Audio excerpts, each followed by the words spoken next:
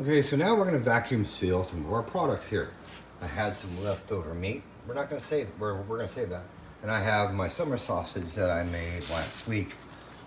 So, just to give you an idea, that's what it looks like. These are two different kinds of summer sausage. Well, two different ratios. So this one is mostly beef, 2/3 beef, 1/3 pork. And this one is the opposite. So 2/3 pork in there.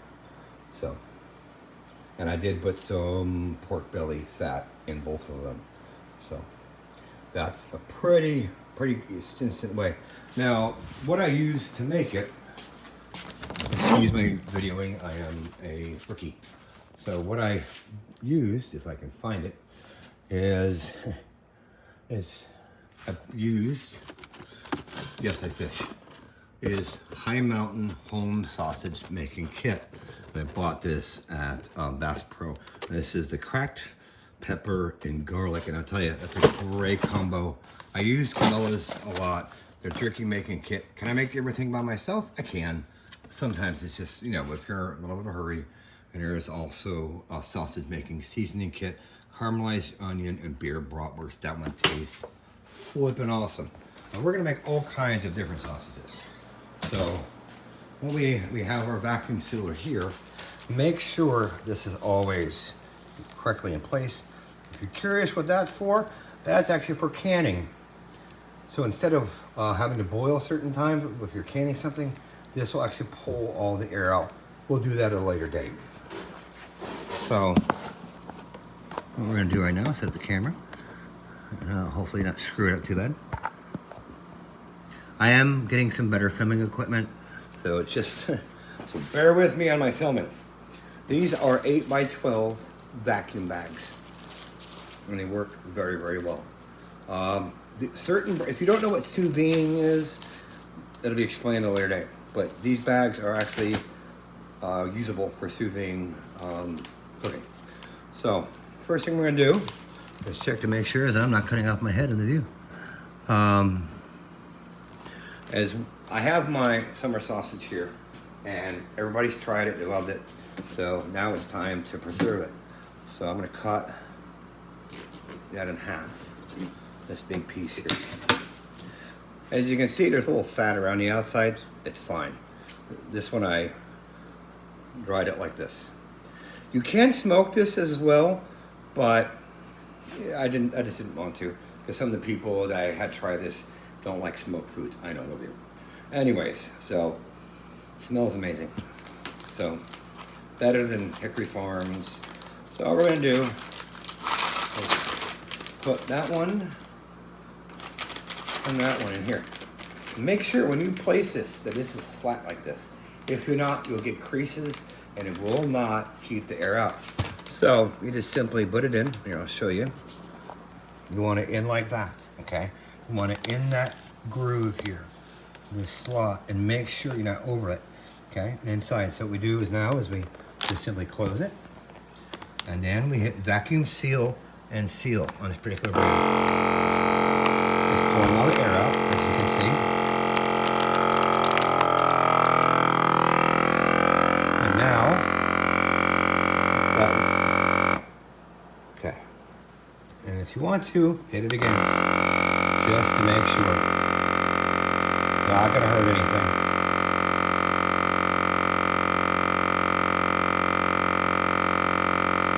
Okay, now we can open it up. You would think I would edit, but as you can see, nice, clean seal all the way across. This is not going to leak.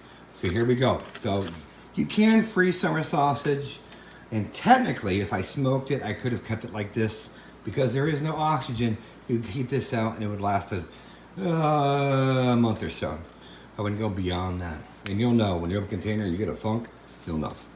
Or if you see any mold or anything like that. So this is actually gonna go right in the freezer. So this one's pretty straightforward. That's the summer sausage. Okay.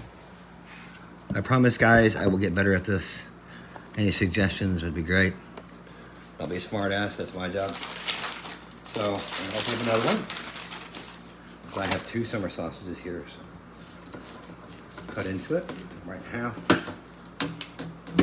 You can see the cracked pepper in there and the smell. I mean, it smells like summer sausage. I mean, it's... If you're worried about nitrates, salt, i.e. salt, actually it could be one. Yes, be careful because there is salt in this. You know, this isn't meant to eat in mass amounts. But this is good survival food, especially when it's vacuum sealed. Because it can last long term. This is a different type of casing. It's an edible casing, but I wouldn't recommend it unless you like chewing on leather. Okay, so it's a different kind of casing. It comes with that kit that I showed you. So this is nice and vacuum sealed, hard. So that's good. So we're just going to go through that. And it's simple. Now, if you're going to have the vacuum, now those are dry, meaning there's no moisture. So we're going to do this with some moisture. So we're going to take these here. What do they do with my brain? Brain fart. Nothing more than brain farts. Okay, so we're going to take this meat. I know I'm doing it barehanded. I recommend gloves. Blueberry, popped out. And again, this can be frozen. I would recommend freezing this unless you plan on making it the next day. So, because there's moisture in this, we have to vacuum seal this a hair bit differently, but not a lot differently. So, again, make sure you have that nice and crisp line here going in. Okay. Same thing. So, again, same thing. Nice crisp line. We don't want any creases. It makes it for a problem. Now we're going to go to moist setting. And then we're going to do this. Back to vacuum seal. I did not like that for some reason. It was weird. Okay, something is not right. I don't know what. I haven't been vacuum sealing for years. Very strange. Let's take a look. Okay, something's not working right here. Oh, here we go. That would be the problem.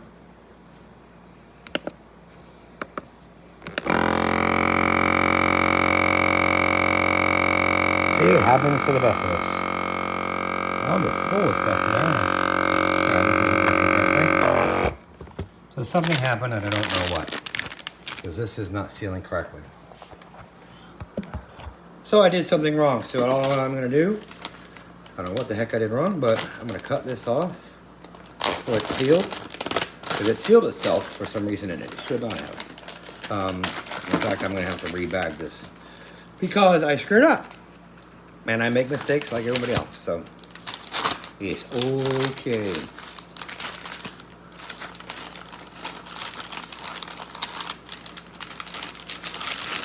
What I'm actually going to do is just double bag it. Now, actually, I probably shouldn't do that because I can seal correctly. Okay, there we go. Get that in there correctly. No creases. Push down. Same thing. Back seal.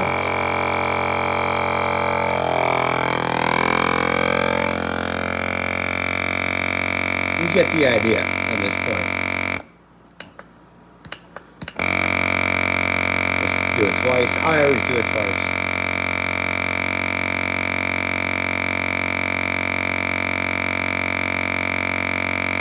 Okay.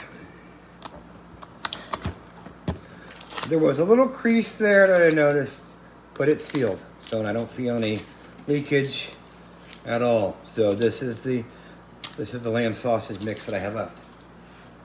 The great thing about vacuum sealers is that can make food last a lot longer. You're pulling out the oxygen. So it makes meat. When I get, say if I go to Sam's Club or get an order from Olive Fork with a lot of meat, let's say there's like 20 chicken thighs, 6 chicken breasts, 9 steaks, whatever the case may be, I can break that up while it's still thawed, before you freeze it. They make all 8x12. I have larger ones that can hold like Cornish game hens, small whole chickens, and even smaller ones. So they make all different sizes. Vacuum seal takes the oxygen right out of it. And if you want, look, and you can dry rub marinate those things and then stick it in that, and it will pull. If you watch any of the competition shows on Food Network, which to me they're kind of bogus, but the shows themselves, but they will force marinate. Usually using a type of vacuum sealer, not necessarily this kind, but this will do the same function. Wet marinating is a little harder with this, and we'll do that later on. Not today, but it'll be something we do. But this can preserve food long term, even herbs, like fresh herbs. Vacuum seal them, okay? But change the setting to soft so it doesn't pull so much air out that it crushes whatever you put in there. I also use it with my foraging. If I have something I need long term, meaning a month or so for me, then I do the same thing. So vacuum sealers are a game changer.